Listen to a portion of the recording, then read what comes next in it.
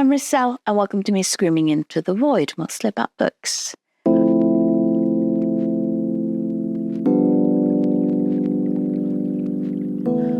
We are talking a lot on BookTube, BookTok, book social media in general, about reading, and about reading critically, and about not reading books just to read books, but reading books because the reading of the books gives us something. And I have always been a quick reader ever since I was a child.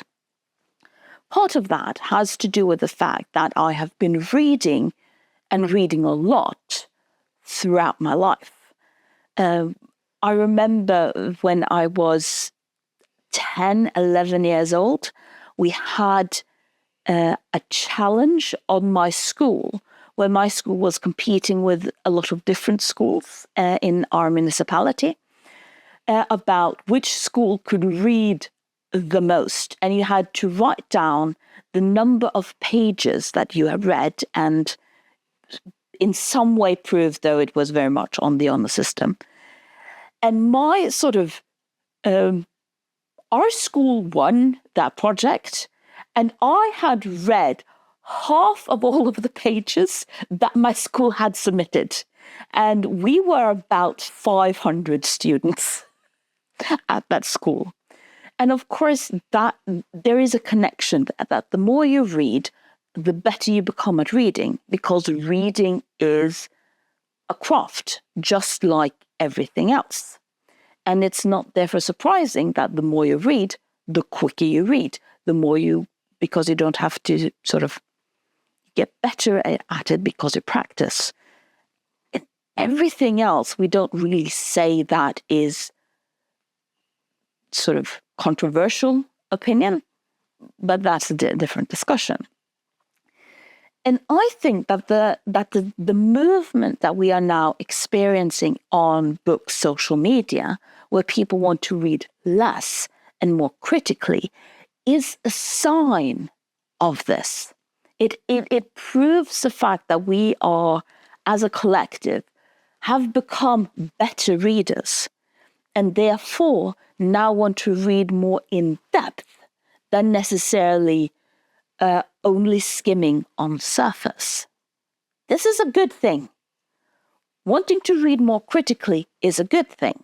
It means you're growing and developing.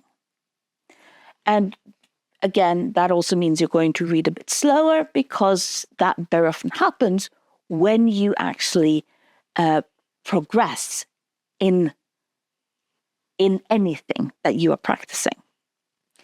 So I want to do a project for myself, and I want to do a project I have called slow reading. So I have, I'm doing this with my mother and my sister. They're not going to be here on YouTube, but I needed someone to help me stay on track. And we have picked out a book, and we are very specifically only reading about 30 pages of the book each month.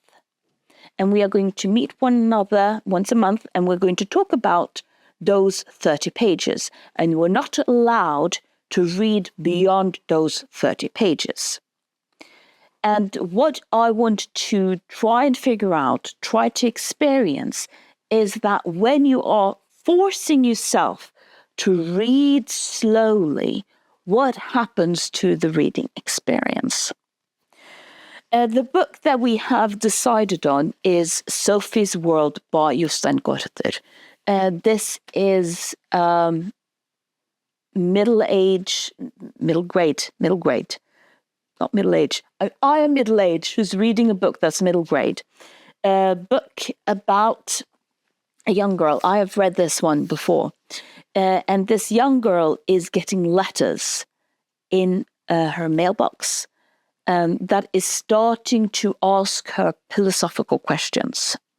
And the entire book is about the history of philosophy and how a man is teaching this girl the history of philosophy. And it's not as dense or dry as you think, because the book isn't about the history of philosophy. It's about this main character, Sophie's relationship to philosophy and relationship to the questions that she is now asked in this very weird situation. So I am now going to read the first three chapters of this book. And one of the things we thought that why this book would fit is that this book is very episodic.